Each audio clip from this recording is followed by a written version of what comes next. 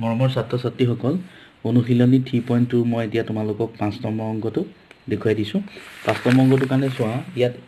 A B C D এনেকৈ মই দি ল'লোঁ এটা। এইটো এটা চতুৰ্ভুজ আছিলে। চতুৰ্ভুজটোৰ পাছত এইটো এটা কি হৈছে, আমি ইয়াক ৰম্বাস আকৃতি হৈ আছে। সকলোবিলাক চতুৰ্ভুজেই ৰম্বাস, সামান্তৰিক, এইটো আমি কৈছোঁ তোমালোকক আয়ত হয়। এতিয়া চোৱা, ইয়াৰ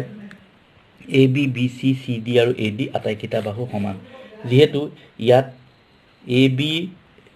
এতিয়া ইয়াত চি ডি মানটো দিয়া আছে, যিহেতু আমাৰ ইয়াত কৈছোঁৱে মই চি ডি সমান, গতিকে কি হ'ব, এ বি ইজুকেল টু এ, তাৰমানে এ মানে কিমান, এ মানো হ'ল কিমান, এইটো যদি 17 হয়, এইটো কিমান হ'ব, 17 হ'ব, এইটোও 17 হ'ব, এইটোও 17 হ'ব, অৰ্থাৎ এ মান হ'ব কি 17। আকৌ দ্বিতীয় কথাটো হৈছে, ইয়াত দুডাল কৰ্ণ আছে, এডাল কৰ্ণ, এইডাল নাম দিব এ চি, এডাল এ চি আৰু এডাল কি হ'ব বি ডি। এতিয়া কৰ্ণ দুডাল পৰস্পৰ কি হয়, সমদ্বিখণ্ডিত হয় লম্বভাৱে, এইটো লম্ব 90 ডিগ্ৰী হৈ আছে। সমদ্বিখণ্ডিত হ'লে সমদ্বিখণ্ডিত মানে সমানে দুটা ভাগত বিভক্ত হয়, অৰ্থাৎ এইটো যদি 8 হয়, তেতিয়াহ'লে বি মান কিমান হ'ব, ইয়াত 8 হৈছে। ঠিক তেনেকৈ এইখিনিৰ পৰা এইখিলে যদি 15 হয়, অৰ্থাৎ চি মানো কিমান হ'ব, 15 হ'ব, গতিকে চি মান হ'ব কি 15। এইটো এটা আমাৰ এই 5 নম্বৰটো হৈ গ'ল। এতিয়া 6 নম্বৰটোলৈ আহা। এইটো এটা সামান্তৰিকৰ বিপৰীত বাহুবোৰ সমান, এইডালৰ লগত এইডাল সমান, এই বাহুটোৰ লগত এই বাহুটো সমান, অৰ্থাৎ ইয়াত এতিয়া মেইন কথাটোলৈ আহিলোঁ, এই কোণটো দেখিছানে, ইয়াৰ কাৰণে বিপৰীত কোণ এইটো, অৰ্থাৎ বি মান কিমান হ'ব, এতিয়া ইয়াত বি মানটো হ'ব, এংগুল বি ইজুকেলটো হ'ব 75 ডিগ্ৰী। তেতিয়াহ'লে 75 ডিগ্ৰী, এতিয়া মই এ মান উলিয়াবলৈ কৈছে। আকৌ আমি এটা কথা আগতেই মই পাই আহিছোঁ যে এই দুটা সন্নিহিত কোণ, অৰ্থাৎ বি আৰু চিৰ, বি আৰু এৰ যোগফল কিমান হ'ব, বা বি আৰু চি যিকোনো দুটা ল'ব পাৰিবা। এংগুল বি প্লাছ কি এংগুল এ সমান কিমান ডিগ্ৰী হ'ব,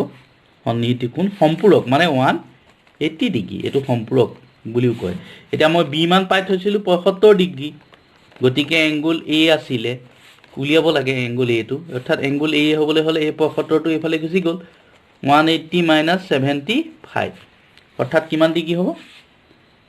105 ডিগ্ৰী, 105 ডিগ্ৰী। কথাটো গম পাইছা, এইটো 105 ডিগ্ৰী হ'ল, 170, এইটো 105 ডিগ্ৰী। তাৰপিছতে আহিলে আমাৰ এই অংকটোলৈ আহিলোঁ আমি। ইয়াত আকৌ কি হ'ব চোৱা, ইয়াতো তেনেকৈ এইটো এটা সামান্তৰিক, এইটোৰ লগত এইটো বাহু সমান বুলি ক'ব পাৰা, এইটোৰ লগত এইটো বাহু সমান, এইটো কথা গম পালোঁ, এইবোৰ কোণ হৈ আছে।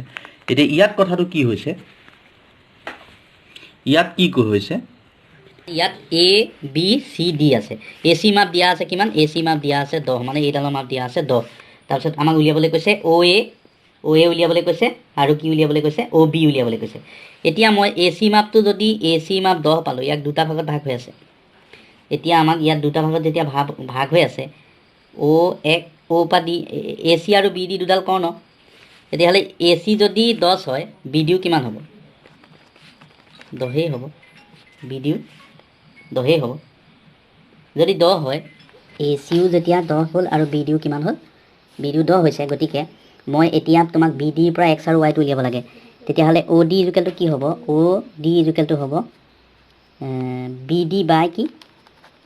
2 ইজুকেলটো হ'ব 10/2 সমান কি 5। তাৰপিছত অ' বি ইজুকেলটো হ'ব বি ডি বাই 2a, তাৰমানে 10/2 সমান কি 5। এতেকে এংগুল এক্স ইজুকেলটো হ'ল 5 আৰু ৱাই ইজুকেলটো হ'ল কিমান 5।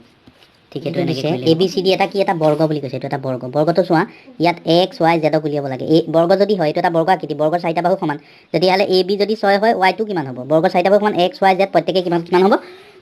এক্স ইজুকেলটো 6 হ'ব, আৰু এক্স তাৰপিছত ৱাই ইজুকেলটো 6 হ'ব, আৰু জেড ইজুকেলটো 6 হ'ব।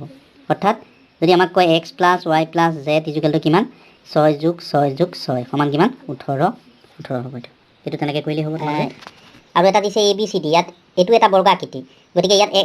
এ বি মান যদি 7 হয়, এক্সৰ মান কিমান হ'ব, এক্সৰ মানো 7 হ'ব, ৱাই মানো 7 হ'ব, আৰু জেডৰ মানো 7 হ'ব। এইটো এটা বৰ্গৰ 4টা বাহু সমান, এক্স প্লাছ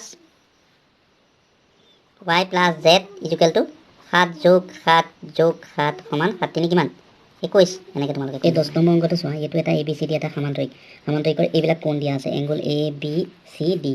এইটোৰ লগত এইটো সমান, এইটো 2x - 3, এইটো 2x - 3, এইটো 3x - 2, এইটো 3x - 2, ইয়াৰ যিকোনো দুটা সন্নিহিত কোণৰ যোগফল কি হয়, আমি আগতে পাইছোঁ সম্পৰ্ক বুলি পাইছোঁ এতেকে angle D plus angle C সমান 180 ডিগ্ৰী ইয়াৰ পৰা যদি মই এই মানখিনি বহুৱাই দিওঁ 3x - 2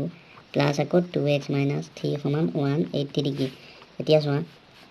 5x হ'ব 3 2 -5 ইকুৱেলটো হ'ব 180 ডিগ্ৰী এতিয়া 5xৰ মান হ'ব 180 প্লাছ 5 সমান 185 5xৰ মান অকল xৰ মানটো কি হ'ব এইটো ইমপ্লাইজটো খালি দি যাবা সমান চিহ্ন ধুনীয়াকৈ এতিয়া এইটোৰ লগত পূৰণ হৈ আছে পূৰণ হৈ থাকিলে এইটো যদি 185 5 কৰিলে 5 3 15 5 3 15 3 থাকিব 5 7 কি 35 ডিগ্ৰী তেতিয়াহ'লে আমি xৰ মানটো কি পালোঁ 35 ডিগ্ৰী পালোঁ চৰি 35 নহয় দেই এইটো 37 ডিগ্ৰী পাইছোঁ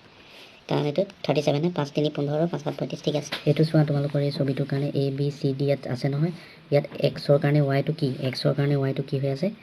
এই এক্সৰ কাৰণে ৱাইটো এইটো একান্তৰ কোণ হৈ আছে এইটোৰ কাৰণে এইটো আকৌ বিপৰীত কোণ দেখিছা নহয় এতিয়া আমি এইটো এংগল এই কোণটোত একো নাই কাৰণে মই এই কোণটো এই মানে এই ত্ৰিভুজটো ল'ম তাৰমানে এই ত্ৰিভুজটো ল'বৰ কাৰণে এইটো কাম কৰি আছোঁ এইটো মই এংগল এ বুলিয়ে ধৰি লৈছোঁ angle A plus y plus 68 সমান কিমান 180 এইটো ত্ৰিভুজৰ কোণ সমষ্টি ধৰ্ম এতিয়া এই লগত এইটো এটা যিহেতু বৰ্গ আকৃতিহে দেই এইটো এটা বৰ্গ আকৃতি সেই গতিকে কি হ'ল এংগল ৱাই এইটোৰ লগত এইটো মই সমান ধৰিছে এই দুটা সমান ধৰিছে ধৰাৰ কাৰণে মানে কি হৈছে angle A plus angle Y plus 68 সমান 180 ৱাই ধৰিলোঁ দুটা ৱাই হ'ল সমান কিমান হ'ল 112 ডিগ্ৰী 112 ডিগ্ৰী হ'লে 2 লগত ৱাইটো পূৰণ হৈ আছে এংগল ৱাই 2টো এফালে গুচি গ'ল 2 5 গুণ 2 56 ডিগ্ৰী তাৰপিছত লাষ্টৰ জ্যামিতিটো যিটো আছিলে এইটো এটা বহুভুজৰ বহিকোণৰ মাপ মই এই কোণটো আমি এই বহিকোণটো আমি কি বুলি ধৰি লৈছোঁ এইটো মই এক্স বুলিয়ে ধৰি লৈছোঁ কথাটো গম পাইছানে এইটো এটা এক্স আৰু এইটো এটা এক্স দুটা এক্স গতিকে এই প্ৰথমতে বহিকোণটো উলিয়াই লোৱা হৈছে এই বহিকোণটোৰ কাৰণে কি উলিয়ালোঁ দেখিছানে এইটো angle 180 - 90 angle x equal to 180 - 90 সমান কি হ'ল 90 এইটো নালাগে 90 ডিগ্ৰী হ'ল গতিকে 90 ডিগ্ৰী প্লাছ 60 ডিগ্ৰী আটাইবোৰ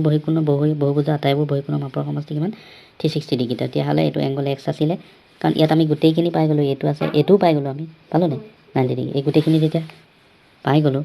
তে এই সোপা যোগ কৰি পেলাই আমি 280 ডিগ্ৰী পালোঁ 280 ডিগ্ৰী পোৱাৰ পাছত এইপিনে 360 আছিলে এংগল এক্স আছিলে আৰু 360 পৰা 280 বিয়োগ কৰিলোঁ কিমান ডিগ্ৰী হ'ল 80 ডিগ্ৰী অৰ্থাৎ এনেকৈ আমি এই এক্সটো যে যিটো কথা কৈছে এক্সটো আমি সেইদৰে উলিয়াব পাৰোঁ তোমালোকে এনেকৈ কৰিলে সফল হ'বা